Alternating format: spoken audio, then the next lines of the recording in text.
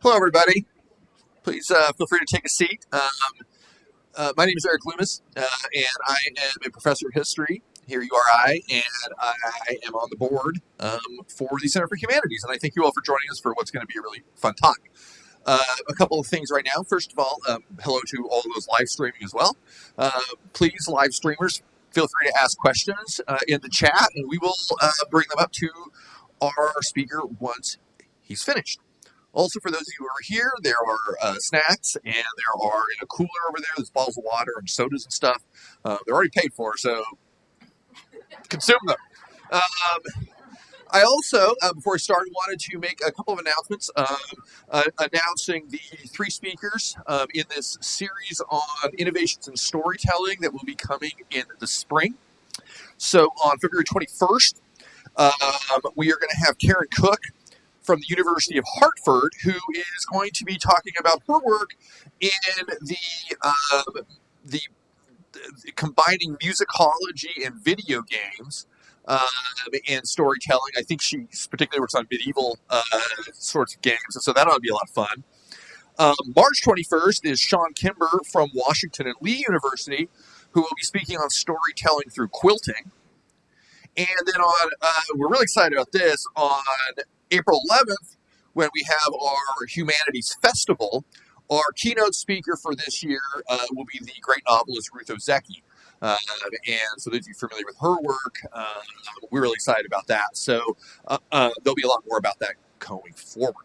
Okay, so I now have the honor of introducing my colleague, who's going to introduce our speaker. And that is my wonderful colleague from English, one of the smartest people I know, Associate Professor Christine Mock. Thank you.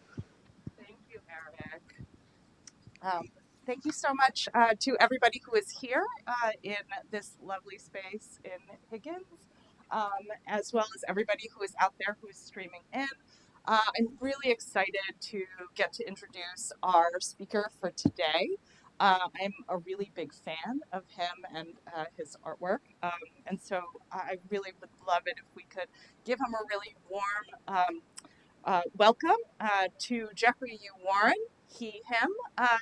Warren is a Korean-American artist, educator, community scientist, illustrator, and researcher in Providence, Rhode Island, who collaboratively creates community science projects which decenter dominant culture in environmental knowledge production. His recent work combines ancestral craft practices and creative work with diasporic memory through virtual collaborative world building. Jeff is a member of AS220, an educator with Movement Education Outdoors, and part of the New Old Art Collective with Aisha Jandasova, hosting art making and storytelling events with older adults. He is also the 2023 Innovator in Residence at the Library of Congress. His current artistic practice investigates how people build identity and strength through their interactions with artifacts and histories, and the ways that objects can tell stories that people can be a part of in the present. So if you could join me in welcoming Jeffrey Yoo Warren.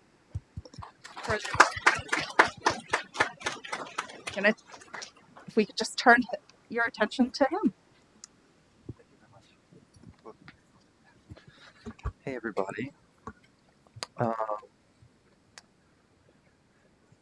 Thank you again. Yeah, as you're saying, my name is Jeffrey Yoo Warren. I go by he, him. I wanted to kind of give a little bit of an insight into how I began this particular body of work. And I think that also will give a sense of how I am approaching it. A lot of it came down to work by a group of people at Brown University, some of whom are here, maybe wave, which I really appreciate being in conversation with and collaboration with over the past couple of years. And this was a project which compiled and shared and very thoroughly looked through a lot of history of one of the Chinatowns of Providence, or I guess several of the Chinatowns of Providence, which at the time I learned about this on a plaque on Westminster Street in Providence. I had no idea, and I think even to this day, few people are aware that that Empire Street in particular was the site of Providence's Chinatown. And I think that's due to a lot of different reasons. I think there's definitely been erasure. I mean, obviously the neighborhood was destroyed in the first place, but it's also not really been actively incorporated in any way into the city's history or sort of, you know, maybe you'd say like mainstream understandings of this city's history. But it was especially meaningful to me because I live on the same block, and as an Asian American person living there today, it just seemed like a very powerful and important kind of predecessor community. I mean, this is the earliest Asian American community, along with the Burl Street Chinatown that's one block further south, the earliest Asian American community in this area, and I think a lot of the experiences and the histories of that place lay groundwork and sort of began a story which I'm part of today. So for good and for bad, in terms of experiences. So as an artist, I really think about things visually, and that's how I kind of break them down. That's how I digest them. And I one of the very first things I did was, just looking at the pictures here, these three were included in the project. Your website's still online, so I encourage you to go rhichinesehistory.com, I think.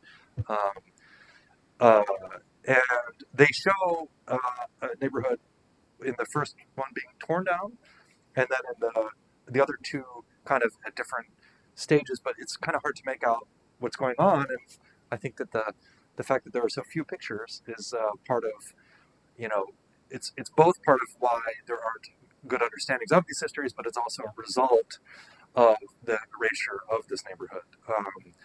And so the first thing I did was I just wanted to know, like, what am I looking at? Like, what street is that? Like, what angle? What street corner is it? And there are still mysteries about this to me today, but within a month or two of kind of seeing that was back in 2018. It was really quite a while ago, and it just stuck in my mind, and I just wanted to know, like, what it would have looked like on today's streets. And I did this very crude Photoshop where it's a present day, Google Street View, and trying to overlay these buildings. And they're kind of like roughly in the right spot, but they're the wrong size. But it was the beginning for me of trying to envision this as a living community and to understand it in those terms. And as time went on, I began to draw it. I began to kind of picture it, this neighborhood, as I walked down the street, basically every day. It's my own neighborhood. As the seasons would change, and to begin to understand the scale a little better, like the original Empire Street was no wider than the sidewalk. It's a pretty wide sidewalk today. And so I would, sort of stand on the sidewalk and imagine, like, okay, I'm in the middle of the street now.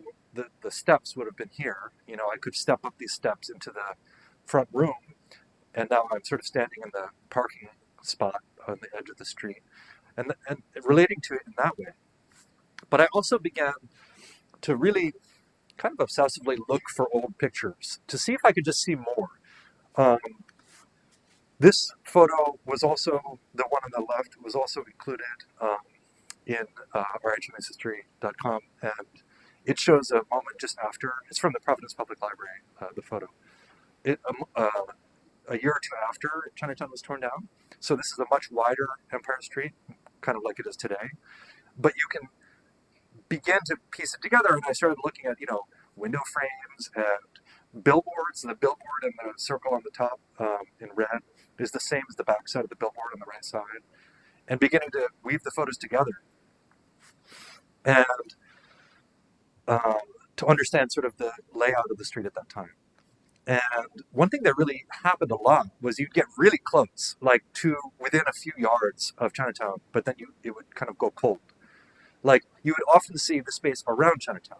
So this intersection is Westminster and Empire Street, and if you could just take a few steps forward and look around that corner by that sort of tower, that would be Chinatown. But it was very rare, almost vanishingly rare, to actually go around that corner. And so I have like dozens and dozens of pictures of the surrounding streets. This one, again, like that. See the awning on the corner in this parade. If you just looked around that corner, you'd see it. Um, but yeah, so working with what I had, and this is everyone approaches something, in their own idiom, I guess. And having years and years ago studied architecture, I got out those rusty old parts of my brain, my mental tools, and I just thought, like, what if I could, kind of roughly model this out and then kind of look around it immersively. And so I tried it, and it was surprising how well it worked. And so I began to kind of redouble my efforts to piece together spatially and visually the story of this place. And I know this looks a little obsessive, but it's just like an in-depth process of recording where each photo was taken, what it was taken of, what year, um, and you can see the sort of yellow zone in the middle of the map are the buildings of Chinatown, and all the images in the surrounding areas. This is a later kind of sort of reconstruction of that chart, but it kind of shows how many photos were out on Westminster Street and how few were on Empire Street. I don't know if you can make that out in the middle.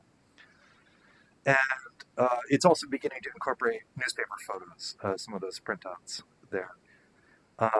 The kinds of clues that you could sometimes find were, um, what was the style of women's dress sleeves, in 1894, like, does that help me date that one photo?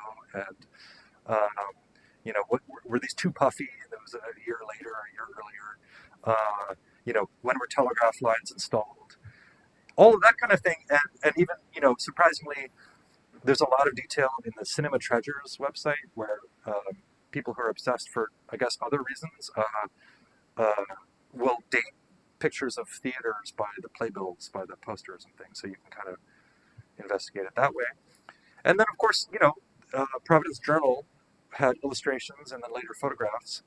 Those, as a form of record keeping, they're extremely compromised by the racist views of the people who drew them, and especially drawings were, things you can't trust.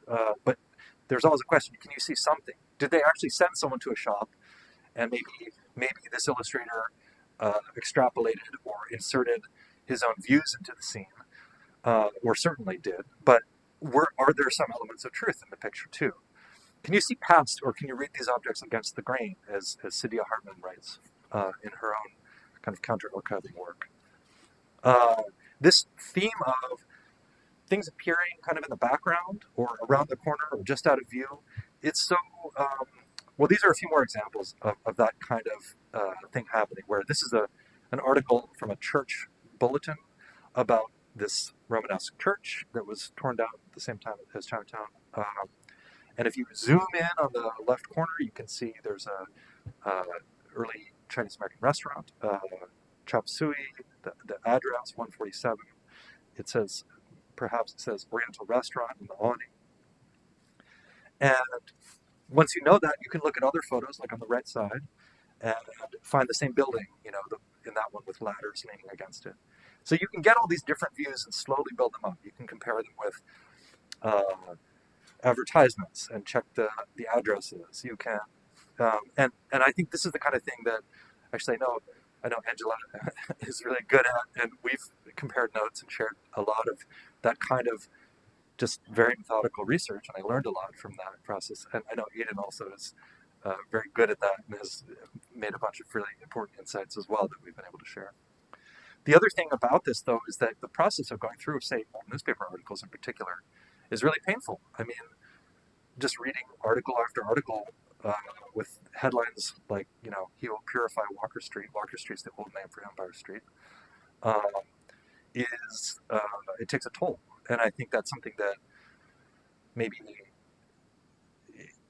not that many years ago people would have just said, well, you just got to brush it off. You got to just you know be dispassionate about it. But actually, in my work, I think that dispassionate approach is not the way to go. I actually think, I don't think that people should deliberately expose themselves to great amounts of harm, especially Asian Americans. But I do think that it's not just a matter of shutting it off and not and sort of pretending it doesn't exist or something. So I think I take that really seriously. I also wanted to shout out John Engwang, who might be watching on the live stream, or hi John. But he's a scholar of the Chinese American community in Providence and has been for many years, and actually Bob Lee has been as well. And John and I really kind of connected over pulling old records and digging through them, and even to this day are sort of swapping research findings. So this was us going to the Hay Library at Brown and digging out previously unknown original copies of the Providence Journal, where we could get better scans of the photos. And the photos that we did find were pretty remarkable. They're not super clear because they're half-toned, but you can see kind of sobering views of the ongoing process of dismantling Chinatown. You can see some of the buildings in the center of the picture that were part of Chinatown and that lasted longer than it. A careful comparison to maps allowed us to kind of cite these photos within the neighborhood, and then to begin building up a model of it by mapping those photographs onto rough building forms. And actually, in the models that I've made, I've left the newsprint on there in part because I think it's an important visual expression of the erasure of the sort of lack of knowledge that remains about these buildings. So obviously those records also include a lot of racist and problematic accounts. Aidan has worked a lot on this particular page, actually. And they also include things like other photos, time lapses almost, of the destruction of certain buildings. So the building on that corner is the same as the one in the original three pictures that I showed you on the second slide. But you can see in the top version of it, the building is only half taken down, and the bottom one it's fully destroyed. And those are the different sort of landmarks I'm using to match the photos that have been circled. Another approach that I took that was kind of like wearying but productive was to go through every mention of Chinatown or Chinese people, early Chinese American community members, in the Providence Journal and other newspapers, essentially like article by article, line by line, for the 10 years, 1904 to 1914, and then to kind of code them. So I would note addresses, names which may have been misspelled or mistaken, but what there was. I also wrote down the names of all the policemen who were involved, because this is a community that was heavily policed and antagonized by the police. I wrote down, like short summaries and links to other events and things like that. So that allowed me also to build up like a directory of the neighborhood, which I'm very interested to compare to other directories. As I know, actually speaking with Angela, that there's a print shop in Boston that published a regional business directory that it's a Chinese language business directory that could potentially be compared to this reconstructed directory. But yeah, this approach, although it's fruitful, I think a lot of people have written about, and the piece that I think of most is Jamel Bouie in the New York Times. I've read about how sort of data-driven approaches really risk dehumanizing, sort of re-inscribing a dehumanization in the approach to history. So you can get new information, but how much is that information shaped by or compromised by this sort of numbers-based methodology, or sort of breaking it down into these sort of granules. And I think it's a really valid criticism. So I very much sort of try to be tempered in how I use that information, and how much I trust it. Um, Jamal Bouie is writing about the ledgers of the transatlantic slave trade, where that's even more of an issue. But where also I think the records are even more erased, even less available to people who are seeking to reestablish a connection with with their own community, in a sense. But occasionally you will get these sort of almost accidental photos of interiors and of people's lives. So these two, John Engwang thinks that these might be the same restaurant as we saw under the chop suey sign. It's not completely clear. Aidan and I were speculating on whether it's in another photograph of a restaurant called Yick's. So there's a lot of sort of like piecing these things together, but for me the important part is, as someone who really enjoys cooking, and for whom, like a lot of people, I think food and flavor and things like that are a really essential part of our connection to the past. To see like just the inside of even a commercial kitchen was just very intimate and very wonderful. And then, this is an original photo from the Providence Journal. So usually you can only get the reproductions, which are half-toned. But if you can get your hands on an 8 by 10 inch original, you can zoom in and you can see incredible detail. So my hope is that we eventually find the original photos that correspond to each photo from the Providence Journal. Fingers crossed, and that we get this level of detail for every one of those pictures. Because I don't see how else we're really going to get a closer look at a lot of things that were happening. This is only a block away from Chinatown, but it's still an interesting one. Little details like that. Oh, in that last photo, just as an example, the quality of the photo is so good that you can read signs in the reflection of the glass. So I was trying to see whether you could read signs from Chinatown by looking in the reflection in the windows. It makes you think of those TV police shows where they're like enhance. But they were very good at taking pictures back then. In any case, that same building, just to show you a process of the modeling, I was able to pull off facades on 2 different photos, and then basically in Photoshop, and then to stretch them out and map them onto buildings. This is a different building. This is the Caesar Mitch building that still exists, actually. So it's part of that is actually a present-day photo I took, collaged with a historic photo. And then, some of the buildings I tried to do in more detail. Maybe I shouldn't have, but you can see how when you get the building lined up, the tower lining up with that, the windows, it sort of begins to click. And in some cases, like the main building of the Young Merchants Association, that was the sort of anchor tenant of Empire Street's Chinatown, there weren't any good photos of the front of the building. There was a really good picture of the side, so I used pieces of the side to kind of reconstruct the front, bit by bit here, some surgery. And once you get all this together, you begin to kind of build a neighborhood. You begin to light it.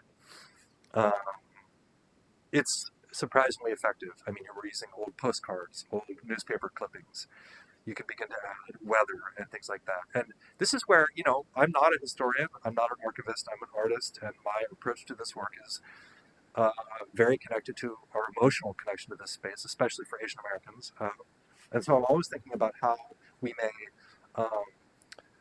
evoke a moment as in the same way that we think of a memory. What are our strongest memories? And, memories of warmth, of cold, of sort of interesting weather. So a snowstorm, a sunset. And some of this is like, these are the only tools we have in some ways to get up close and personal with these scenes, in part because we don't have interior photos. So lighting things at night, making the interiors warm. And so I might skip over some of this, but as I continue to share stuff on Instagram as I go, I share a lot of my process as I'm going. People actually began sending in photos to me that they had found. So yeah, new glimpses of different buildings, this is the back of that theater that you saw earlier, as well as pictures of the actual destruction of the buildings, which is, again, pretty sobering, but very informative. This is the Providence Public Library photo, and I just wanted to highlight this one because it's one of the very few photos we have of people in Providence's Chinese American community from that period. And it has a lot of information, but unfortunately, nothing that we've yet been able to use to cite the picture, like where was it actually taken. But yeah, it's one of my favorites as well. And this is Irene Luke Hope, who I also met along the way and who I really love. She's the archivist at Beneficent Church, which was a very supportive organization to the Chinese American community at that time, offering like English classes and other forms of support. And she is a member of the church today and is the archivist. So she has personally gone through every one of those folders, organized them, indexed them, and she has some of the only photos of people from Providence's Chinatown from that era. Only some of which have been publicly published, but are really, I think, wonderful to see. And yeah, I also want to note that her family ran Luke's in downtown Providence for several decades, a very famous Chinese American restaurant. And this photo, I actually worked with Irene, and this is a very special opportunity to work with a descendant of Providence Chinatown and to try to do a kind of a mini reconstruction project. So I was just asking her, like, what color was the sign? Can we evoke this moment in this place through application of some color? Can we make a 3D model of that place that would bring you back to that? And she has a really wonderful story of being snowed into this restaurant at the age of like 12 during a week-long blizzard and serving all food to everyone downtown who was stuck, like all the department store workers. This must have been in the 50s. No, I actually think this is a little later. It might have been the 70s when this particular snowstorm happened. But I sent this picture to her, and I had put a lot of work into like getting the reflection on the car right, and all this stuff. And she was like, "Wow, it's great." And then she sent an email like 5 minutes later. She's like, "Wait, no, wait, the word restaurant was green."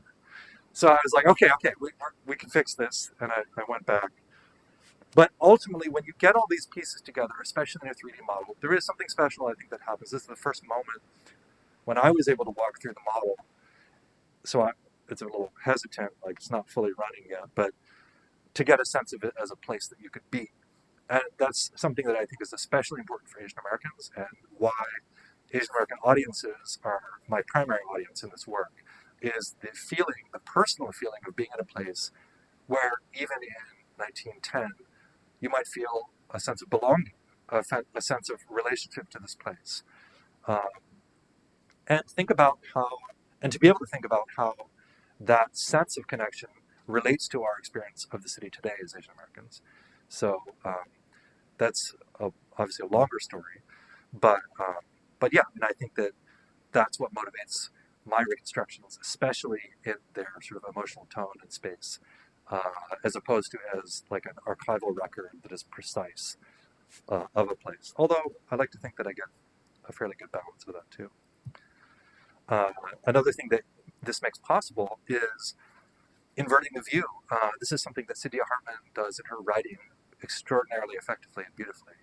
Her book, Wayward Lives, is a major inspiration for me. And in it, she finds archival photos of young black women who have moved to Philadelphia and New York in the, I want to say 19 teens, or maybe 1900 to 19 teens. And these are people who through the photography, through the records, have been dehumanized and are being sort of held up as examples of the need for reform.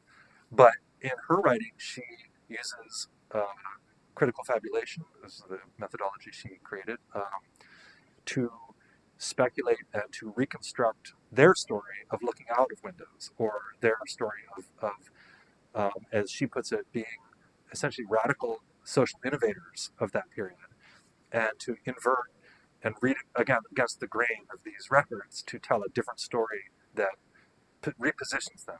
So in my work, it's more visual, it's more spatial, it's more kind of emotional in tone.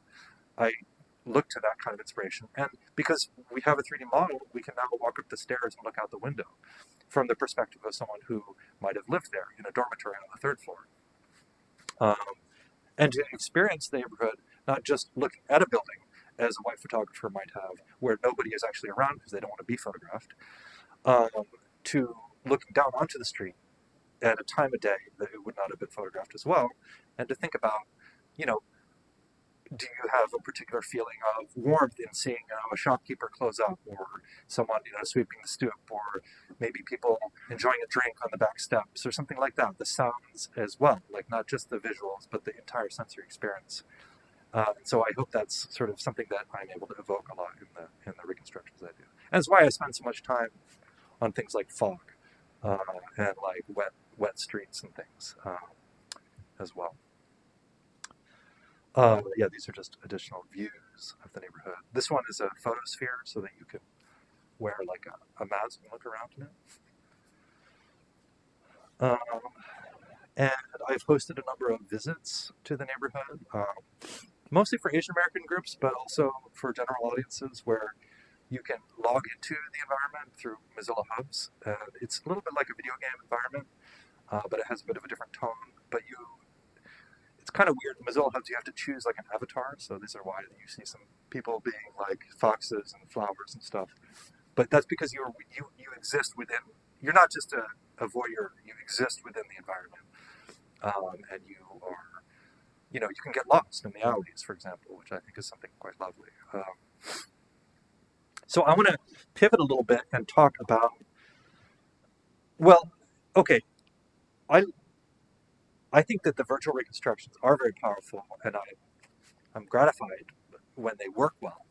When a visitor, for example, says that they physically feel warmer as they come into the interior because of the change in the sound of the rain, and it gets muffled as you walk in, and then the lighting is warmer. That people have said they physically feel the sensation of coming in out of the cold.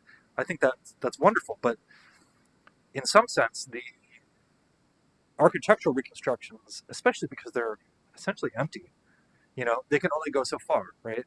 And so I've really been thinking about sensory practices and other histories and other inroads into these that you can also access perhaps through archival work, perhaps through other approaches that open up new kinds of doors. So one that really struck me, this is a bit of a weird one, but I really am interested in it, is, well, Empire Street in particular was turned into a street. So it was basically torn down. They took away all the nicer bits of wood, and then they just capped it and built a road. It remains that way to this day. So underneath there's a lot of stuff, right?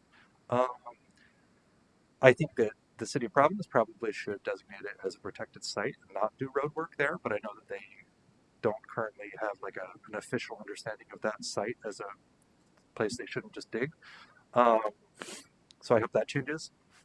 I also look to the work of this group called the San Jose Market Street Chinatown project out of Stanford University, where they have dug up parts of another Chinatown in San Jose that was destroyed more violently than Providence. It wasn't just displacement, it was actually burned down.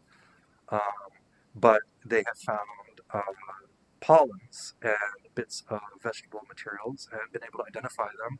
And they found 350 different plants and vegetables in these remains, these items. It does give me some pause. I think archaeology has come a long way, but it certainly has a pretty extractive history, and if it's not practiced well, I think that it's probably inappropriate. But I think that in situations where, as this group has, they have been able to find not just that there were these vegetables, but specifically that there were heritage vegetables that were grown, that were sold, that were used in food, that were part of recipes that might have been brought from overseas, that are real connections to memories and to important parts of this community's life.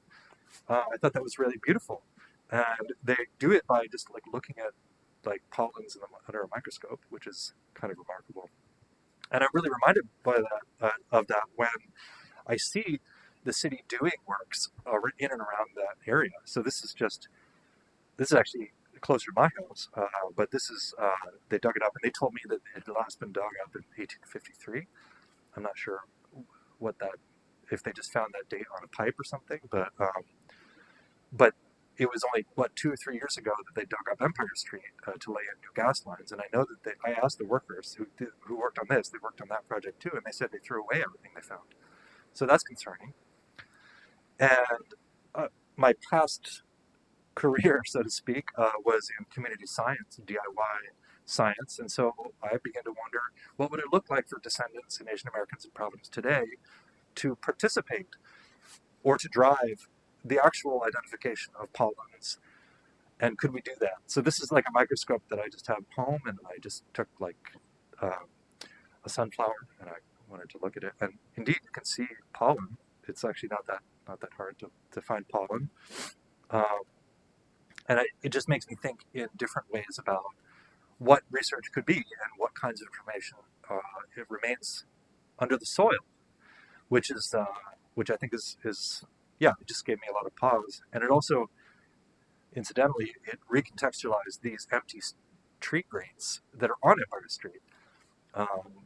It's like this, just instead of a place to throw your cigarettes, maybe that's actually like a portal. Maybe that's actually a doorway into buried histories that with care could be opened up and understood in ways that are really important to both descendants and the broader Asian American community of Providence today. So artworks more broadly that I have kind of brought to bear on this, I might circle back to this one, but I wanted to just say, like I said in the beginning, a lot of the way I relate to things and understand them is through drawing and through illustration and through visual means. So I've spent a lot of time drawing this neighborhood in addition to modeling it. For someone whose work is very embedded in like VR, I actually kind of hate computers, and most of my artistic practice is like paper and wood and paint. So, but yeah, I've had a long-term dream of writing a picture book about this neighborhood and the stories within it, with a lot more characters and like stray cats and things like that. And I had this wonderful opportunity over the past summer to work with Dreechu Tattersfield, who has begun, with whom I've begun a number of collaborations, but to develop a new kind of VR model that's just a paper-based VR model. And we published this over the summer as part of the DIY Methods conference, and it sold out, and we've just received today the second edition reprint, so it's still available on my store. But it's a model, but also an interactive narrative of Providence's Chinatown in 1914 that you have to assemble yourself. And so it brings in a feeling of not just, like I said, like not just that you're getting a peek in, that you're a voyeur, but you are actively required to rebuild the neighborhood from paper.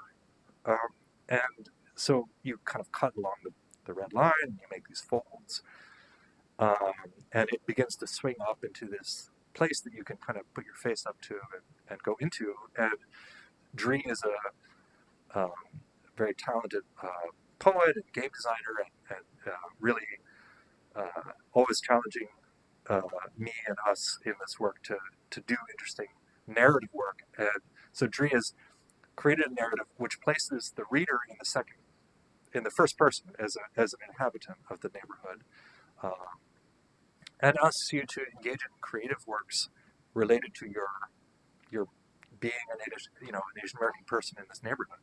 So you have to get the zine to read the whole thing. But just a view of our utterly chaotic but somehow successful design process. This object was designed in one page of Google presentations.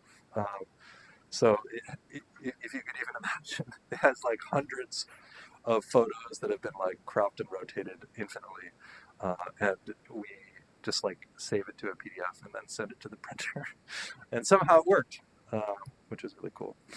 This is the neighborhood when it's all folded up, so this is the beginning of the zine. And this is also on my Instagram, my website, so you can find it there. Yeah, there are some really beautiful little moments in here. Oh, this is actually the building on the left side is the building that Aidan and I traced the. We found an illustration and matched it to that photo, so that's a pretty unique photo there. That's a Yick's restaurant, and this is Burl Street, so 1 block away from Empire Street. And in this project, one of the things that really inspired us, Dree and I, was this poem by Roger Robinson I encourage you to read. It's called A Portable Paradise.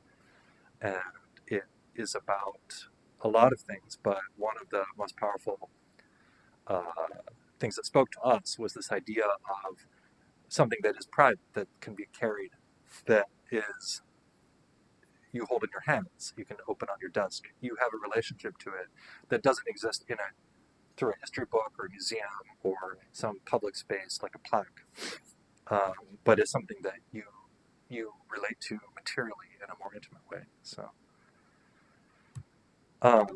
yeah, the next phase of my work at the Library of Congress will be a bunch of workshops and classes for people, specifically from communities of color who are seeking to do reconstruction projects of this kind. And one of the starting points for that was this technique that I've developed called ancestral memory enclaves. And in those, I start with a photograph. So this is an archival photograph you saw earlier. This is the very first time I did it, so this is a rough one. But what I just wanted to know is how much would it take, really, really basic sort of 3D modeling, almost not even 3D modeling, more like collaging, to make this photo a place that you could be. Not that you could see, but you could be in the scene. And, obviously, I think in that process you have to grapple with, should you be in the scene, which, but assuming that you have a personal relationship with a place, maybe it's even a family photograph, what would be a way to disrupt that, presumably white photographers' view of this scene and to be in a relationship with it, which is deeper and more personal and less extractive in a sense. So I tried it with a few different ones. And I just found that, I guess it's just how our brains work, but it doesn't take that many photographs to build out a space around a photograph. And it's something you can even just do in your mind. You can look at an old photo, a family photo of yourself as a child or a parent, grandparent, and you can imagine what's to the left and to the right, what's up and down, drawing a little bit on, maybe on Linda Berry, who's an illustrator who leads exercises, memory exercises of that kind. And so I began doing a bunch of these and then also teaching workshops around this technique. So I invite people to bring a photograph, usually family photograph or like I said, archival, that they relate to, and to try to take a few steps back in the scene and be there. This is a photo of my mother in the probably 1970 or so in Seoul during a snowstorm. And she has a very vivid memory of this and told me, when I asked lots of questions, she told me, what the sounds were in the distance, like streetcars, muffled traffic. She told me that there was a bathhouse down the block and that she would be able to see the steam coming out of the chimney. So we added that too. So obviously we're getting into some effects here. I wanted to note this is inspired by this really amazing film, a Koreeda film called Afterlife. I think it might be hard to find, but it's worth it if you can. And it's about recreating memories. And so I've led a series of these workshops, and I continue to, in which people do this kind of enclave making, and they're often only about 3 hours long. So it's online. We log in and we sort of place these images. We sometimes you just like wooded mountainside in Google image search, and you pull that image in. You just use what you can to collage together this memory, and you are actively reconstructing it. You're taking some creative liberties with your own memory sometimes. And we've had people recreate just a wide range of meaningful places through this that are actually on my website as part of this gallery of memory places. And a couple more approaches here. I've thought a lot about how we might relate on the street to these places, because I mean, a lot of my work obviously is just on the internet, and I do wish that the street today had a stronger relationship, and I do think that we can do more than a plaque. You know, we can think more deeply. I don't think we're quite at the floating portals in midair stage of technology, but I one thing I've done is worked with two artists, Vic Shi and Vuti Lei, who are very deeply engaged in memory and altar practice work as artists in Providence. And we created this thing we call Tigers and Portals, which is a street food stall inspired evening kind of engagement where, again, mostly Asian American folks are invited to come and participate in not only just being together and talking through things, but also experiencing some VR and oral histories of this neighborhood on the site of the neighborhood. So we, rather than doing it in a gallery or whatever, or during the day, we chose to do this at night. And we built these VR headsets that make you become like an ox or a dragon or a tiger, and through them, here's kind of the inside view of the original sketch. You hear voices of descendants and other oral histories. You can see in kind of overlay the neighborhood as it was more than 100 years ago, and you're invited, you know, to kind of experience something as an inhabitant of that neighborhood. Um, so some more views of that. And oh yeah, this was a nice one too. This was also a memory enclaves workshop where we combined the mask making with memory enclaves so that people would create an enclave that they related to and then experience that enclave within an immersive mask.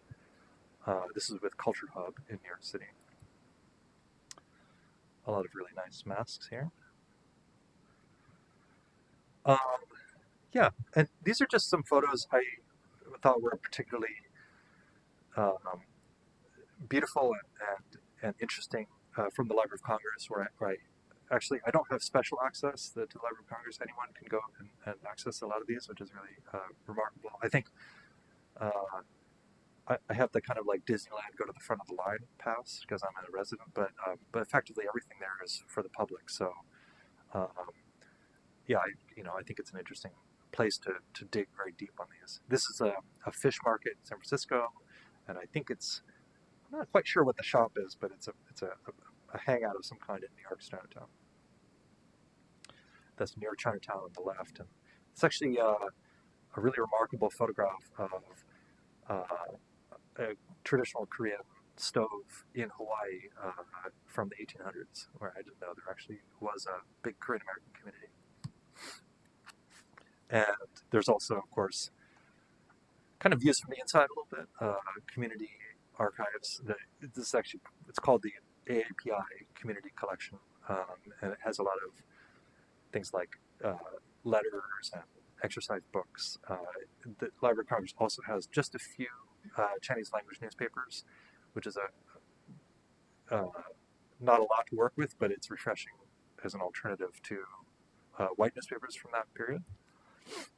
And then it also has a lot of records related to other Chinatowns all over the country. And there are some remarkable, although really disturbing, violent histories of attacks against early, mostly Chinatowns, but also other Asian American communities, especially on the West Coast.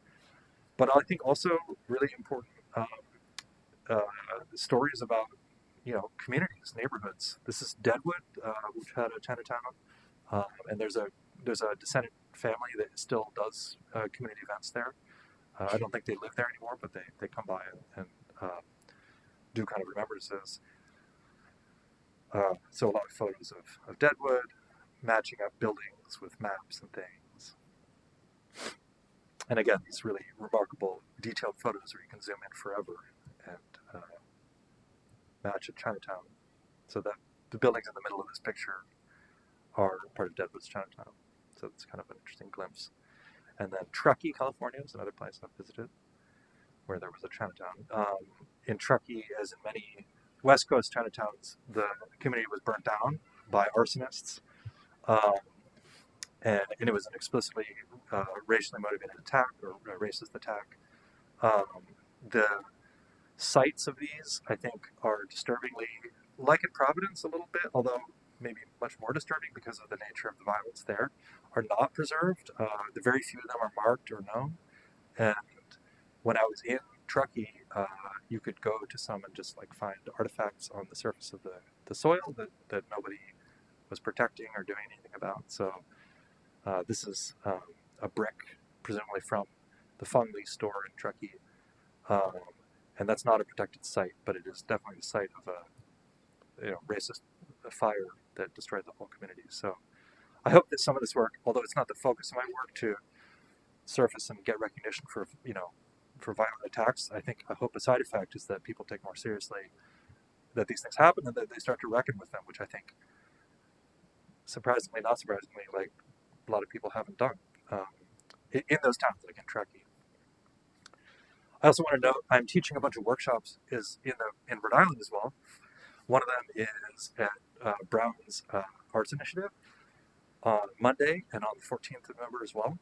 And this one will be where we look at archival photos that we have a relationship with in minoritized communities, and we intervene in the photograph in some way. So that's kind of heavy, and I don't think we're going to do it lightly, but one thing I want to do is get up close and personal with photos that were taken in almost every case by white photographers, and to change the conditions in the photo in a way that reflects our personal relationship with the people in the photo.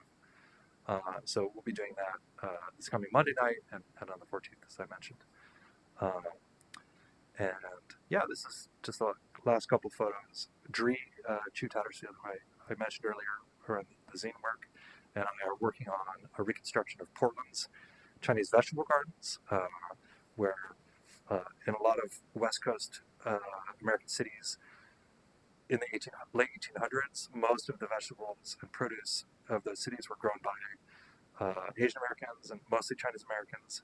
And there are all these areas where there were almost agricultural villages on the outskirts of cities whose histories are also forgotten. And I think it's a really interesting part of Asian American history because it's so not urban and it's so different from the histories of urban Chinatowns. And creating these has been, it's been a technological challenge to get like 40,000 plants into a scene that will like render on a laptop without crashing it. But it's also been a real pleasure to create these kinds of environments that are very different from crowded. I love crowded alleys, don't get me wrong, but it's nice to see these as well and to sort of think about them as a place, especially in a multi-sensory way, like the buzzing of insects and the smell of growing things and stuff like that. So yeah, thank you very much. I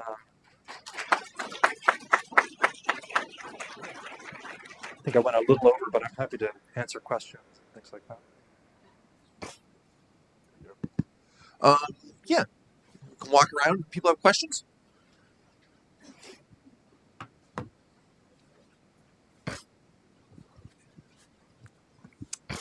Yeah, I was just wondering how long you spent on this process so far.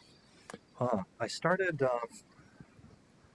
my Library of Congress residency started last September, but at that point I had already worked since, I think, January 2022. Yeah.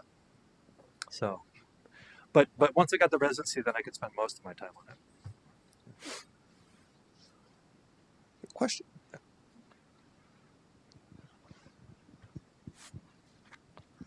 Thank you so much. It was so interesting to learn about this history that I, as a new person to Providence, hadn't heard about, but I'm suspecting a lot of people who live in Providence also still don't know about it. As you were talking about archives, I thought you did a really beautiful job talking about how these archives that are available are obviously coded in the language of oppression, and trying to find those moments of truth and like the desire to see like behind the corners and the refusals and everything. And it was just making me think about Gayatri Spivak and all this idea of like, what do we do with the archive that we have access to and the frustrations of that archive, and can that archive tell this story? And I think it's a really beautiful way to show how art is a way of rendering that story. And you did mention, I'm sorry, this is long winded, but I'm wondering if you found you're finding in some of these archives moments of refusal or resistance that speak to a kind of sense of agency within that archive, if it can be kind of located. And I know that you showed that one image of, or a couple images of the interiors of spaces that are sort of accidental, but I wondered if there was more of those. But thank you. Sure. Yeah, it's a really good question. Thank you. Cydia Hartman again has written a lot where like she'll note the facial expressions of people in the photos she's using, and will kind of note how they are actively refusing to be, like analyzed or to be part of a story or something, or if they're like, there's a lot of photos of like kind of small, crowded back alleys in Philadelphia and black neighborhoods where there's no people, where obviously, like, it would have been hard to find a moment when there were no people. So obviously they were not there for a reason. They were like refusing to be in the photo. Um, and and I think about that. It's a new way for me to think about photos of Providence's Chinatown where there are no people, and like there are accounts of signs being up, but I've very, very rarely seen those signs. And so it's kind of interesting to think about, like, that I am not seeing just an absence, I'm seeing an active absence. Like, I'm actually seeing a creative intent in that absence. So I think that's probably true, and that's a really interesting way to think about it. The other thing is, especially, so I'm Korean American, and a lot of the photos I showed from the Library of Congress that were like the stereographs, and the older photos were from Korea, 1904 era. And in those, I often think there's just a ton that the photographer had no chance at understanding. And so there's just so much communication going on, active, passive, whatever, between the people in that photo and me, and that makes like the photographer's relationship to the scene look like just very narrow and skimpy. Like, so I think that's a really interesting one where, yeah, like there is a resilience, and there's a, even though for me it can be an experience where I think like, gosh, I wish I knew the story of this. I wish I knew more about what's going on there. There's a ton being communicated that like just isn't for the photographer, and like even if the photographer wanted to, it wasn't available. So that's actually, I think, kind of encouraging.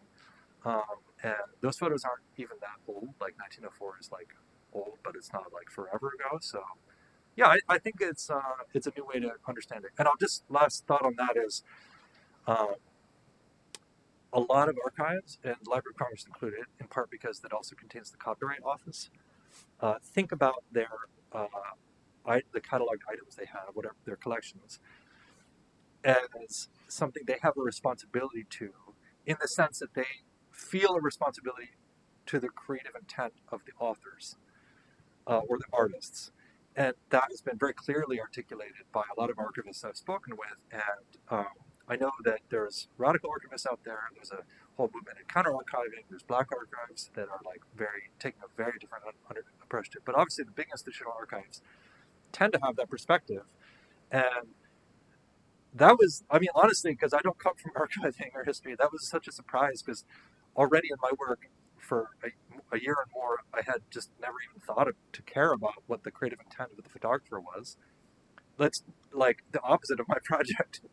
So, so it was an interesting like click where I was like, oh, like you actually actively feel like you're trying. That's the work you're like when you.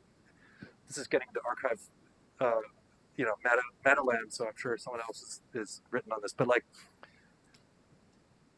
it was eye opening to me that whether archivists are interested in preserving the object or the thing it depicts, or like stuff like that. That's kind of an interesting thing. But then also, do archivists feel responsibility to the things that they can't understand about a work? Do they feel responsibility to cross readings? Do they feel a responsibility to communities who were damaged by the creative process and who have something to gain maybe from reinterpreting or extract, like kind of a counter extraction of like more valuable community information from what is sort of a compromised creative work. So I think those are all really interesting questions. And I know that there's a lot of fast moving archiving these days, and I'm excited about it. Are there other questions?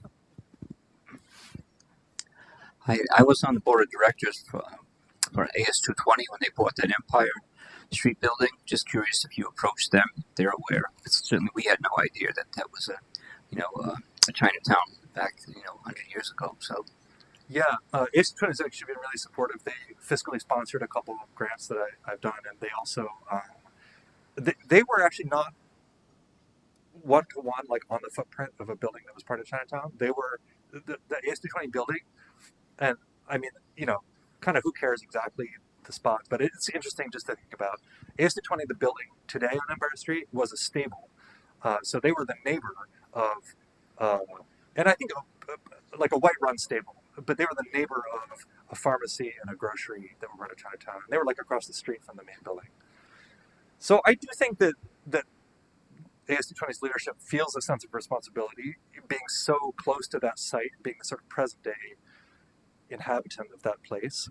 And I also think that, parts of the city government are at 444 Westminster. That's also very much adjacent. That's on top of a couple of, early Chinese American businesses and probably residences. So I do think that people in that area, as they become aware of it, begin to grapple with a sense of responsibility to those sites.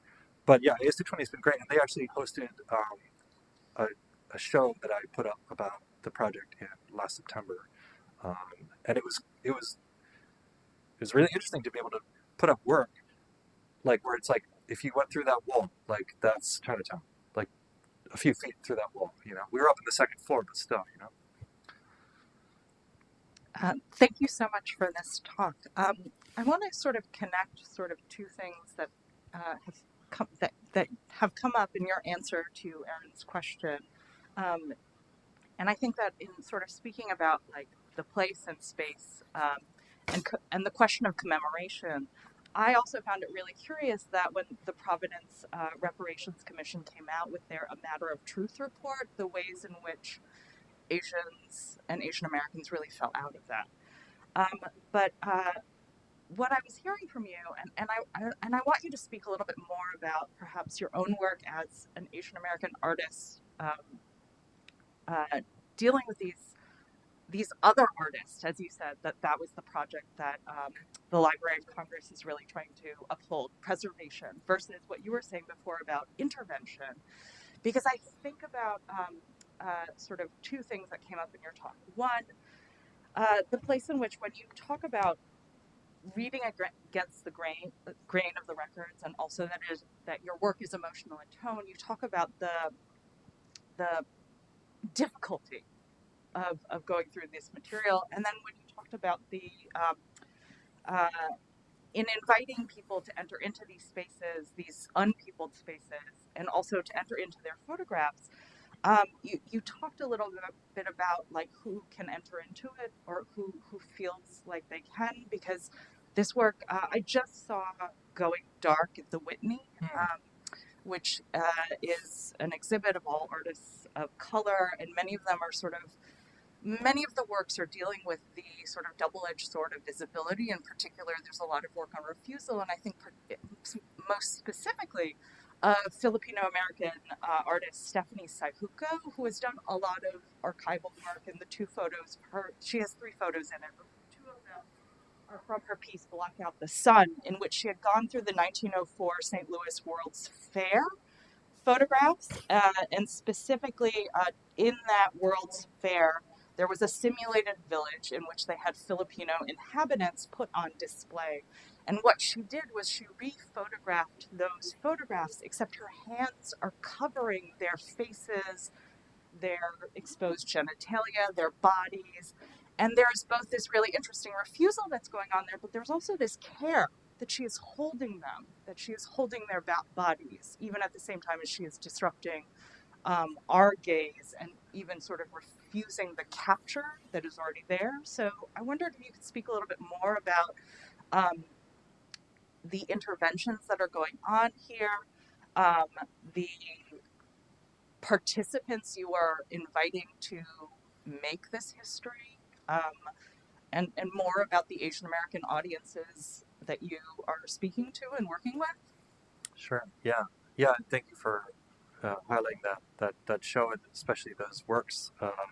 That the the photos of her hands covering things. It was really remarkable, powerful work.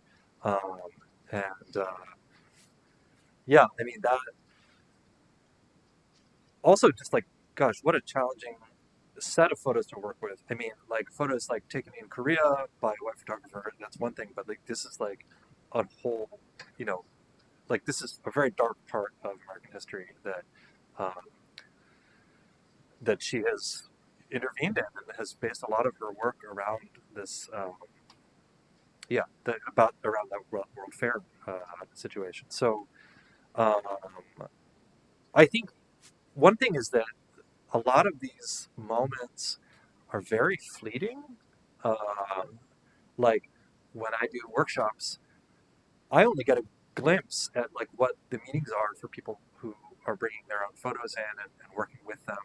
I might like get kind of like verbal feedback or like post workshop evaluation or something like that, and I can sense that there's important stuff going on. But even to me as the workshop person running the workshop, it's not necessarily like you know my place to like fully understand what this person is working on, and many people don't publicly share. I try to create like a safe space in the workshop where anything that happens in there is private among us and such. But yeah, I mean, I think only some people have chosen to participate in the gallery online or to share what things mean to them there. Um, and sometimes, yeah, like it's hard to exactly enumerate in some cases what it is that you're feeling about something. Sometimes you just get like gripped when you see something and you're just, yeah, it's complicated. It takes a lot of time to unpack, or maybe you'll never really understand exactly what is happening there. So I think that's interesting because I think Asian Americans are building vocabulary to unpack these things, and we're getting better at it. But I think, yeah, there's a lot of ways to go, a long way to go, and I do think that it's been really generative to be in community with fellow Asian Americans, and especially Asian American artists who are doing that kind of work and building these vocabularies together, kind of building our tools as we go. Um, and certainly, like I've been part of this Korean American Artist Collective, KAAC, in the past year, and it's been a very generative process where a lot of people, a surprising number of other Korean American artists, are basing a lot of their practice in research and archival collections. Um, and that speaks to loss and disconnection, but it also speaks to just how hypersensitive, in a productive way, or in a generative way, a lot of artists of color are to finding clues and interpreting in them and doing things with those clues and understanding them in new ways or making new stories with them.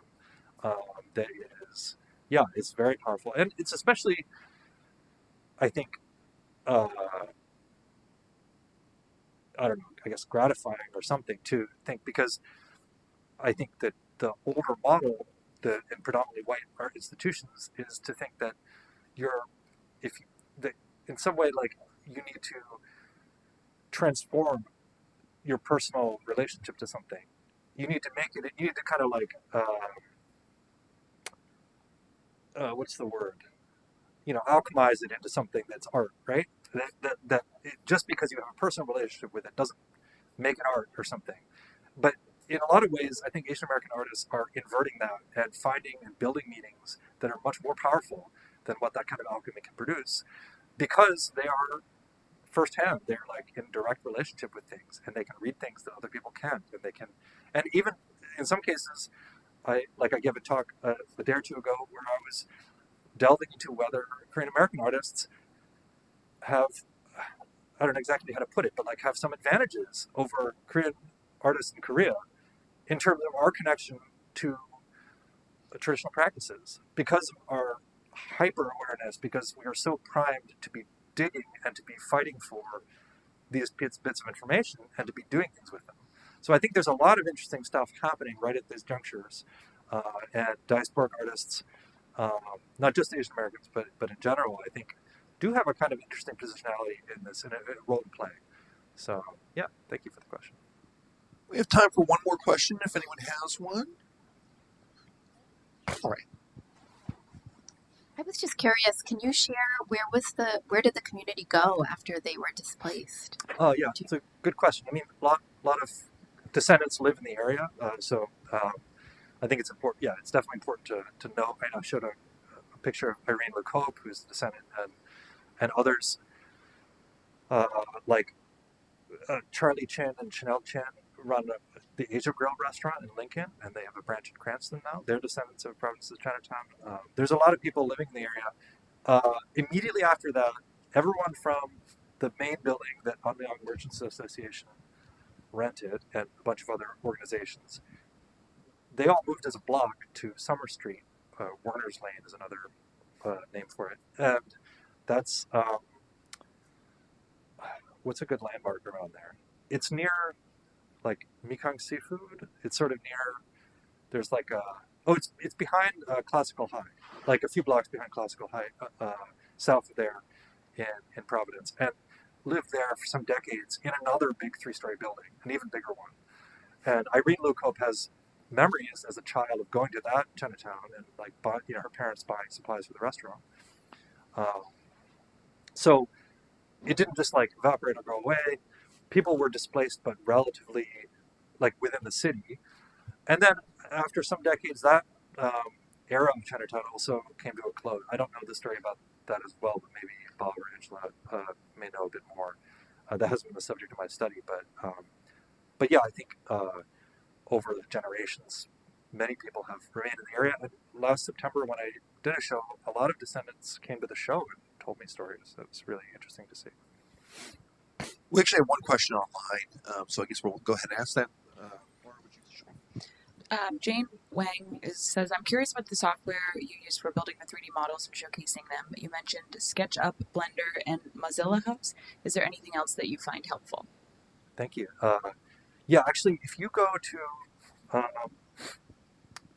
gosh, what's the best way to get there? I think there's a link from my Instagram page.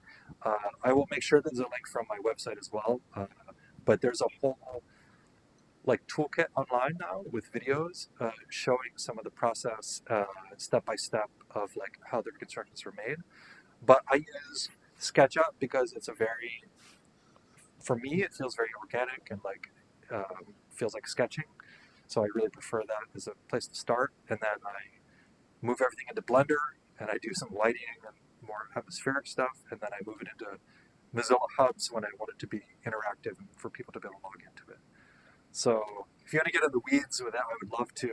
Please, if you can hear me, feel free to reach out. And but yeah, check out the online guides. They have both video and text tutorials on some of these processes. All right. Well, Jeffrey, thank you again for a wonderful talk. Thank you very much.